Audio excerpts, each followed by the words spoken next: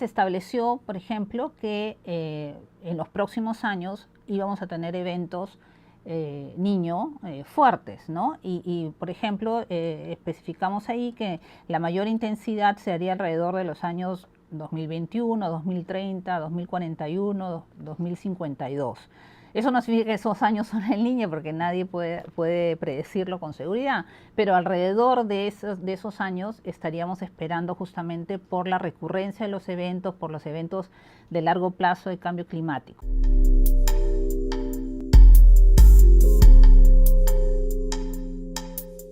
Dependiendo de la metodología que se utilice, ¿no es cierto?, los datos obviamente cambian un poco. En el caso de utilizar, por ejemplo, las manchas solares como criterio para establecer esta frecuencia de los niños, teníamos que de aquí al 2020, por ejemplo, podríamos esperar una reducción, un impacto negativo en el PBI de 1.79%. Por el fenómeno. Por el fenómeno del niño, en el PBI agrícola. Con la cooperación alemana hicimos un trabajo para las 3 regiones de la zona norte, para Piura, Lambayeque y La Libertad, que son el área más afectada por fenómenos de niño. Y entonces hicimos un ejercicio de estimar para el año 2010 cuáles hubieran sido los impactos económicos en 5 sectores de un niño de las mismas características del año 97-98, que fue un niño bastante fuerte. Y construimos una serie de escenarios y se determinó que el rango estaba en un escenario moderado, un escenario pesimista, entre 1.600 millones de dólares y 2.100 millones de dólares. El tema es que en el 2010 tú tienes una economía que está mucho más capitalizada, y mientras tú tenías en el 97-98 de repente una agricultura más tradicional, hoy día tienes una actividad agrícola mucho más capitalizada. Entonces puedes tener riego tecnificado, puedes tener inclusive fábricas de procesamiento en las mismas zonas, ¿no es cierto? Es decir, el capital que se pierde hoy en el 2010 fue mucho mayor que el capital que se perdía en el año 97-98.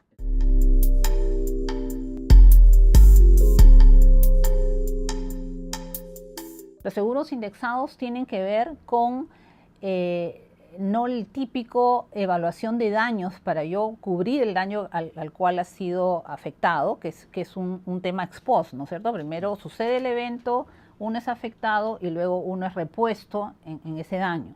Los seguros indexados son preventivos, es decir, uno asocia el seguro a una determinada estimación de clima, ¿no? Por ejemplo, sabemos que es un niño si la temperatura llega a subir por encima de determinados grados, ¿no? Entonces, dependiendo de esa subida, uno asegura un monto determinado, y si después se da ese incremento o un incremento más pequeño, se paga independientemente si se ha dañado o no.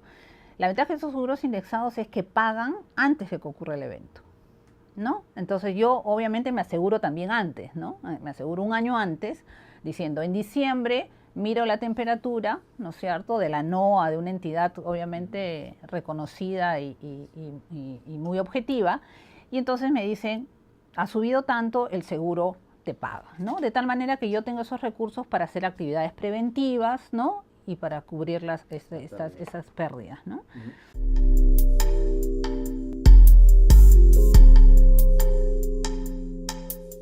Yo lo miro desde 2 puntos de vista. Cuando yo estimo y te digo que el valor del daño probable está, por ejemplo, entre 1.600 y 3.000 millones de dólares, te estoy diciendo que si tú haces alguna medida de prevención, te estás ahorrando estos costos, ¿no? Esa es la lógica. Entonces, si tú tomas una medida de prevención que permita que estos daños probables se reduzcan a la mitad, ya se echó mucho por el tema. Porque hay que recordar que cuando yo hablo de daños, uno piensa en los daños en un momento en el tiempo, y en realidad los daños son a través de muchos años.